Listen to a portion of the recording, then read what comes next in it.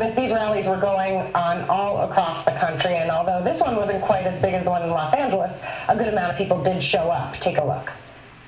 As the U.S. Supreme Court hears arguments on Prop 8, hundreds in the Valley come together to support gay marriage. There were many speakers, including Congressman Raul Ruiz. Everybody deserves the right to love the person that they want to love.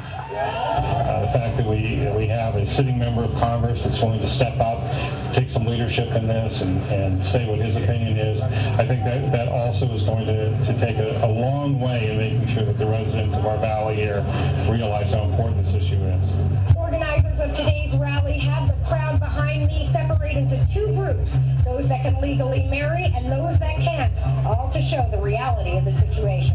People of various sexual orientations cheered, held signs, and supported the speakers, agreeing that the idea of equality affects every single one of us in some form or another. Especially me being a Black American, there was a time when we couldn't get married, and even in some states in the South, we still can't interracial marriage. So it's about equality, it's about everybody being together and coming together on days like this. Many in attendance say when it comes to those against gay marriage, it's a generational issue.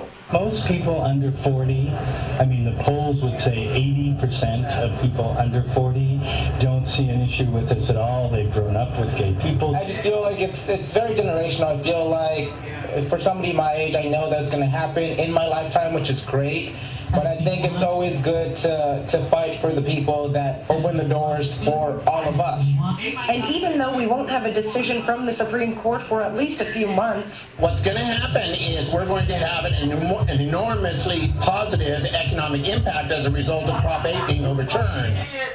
Tomorrow, the court will hear the Federal Defense of Marriage Act, which defines marriage as between a man and a woman. It also bars gay couples from receiving federal benefits. Recent polls show that support for same-sex marriage has surged across America. Back to you.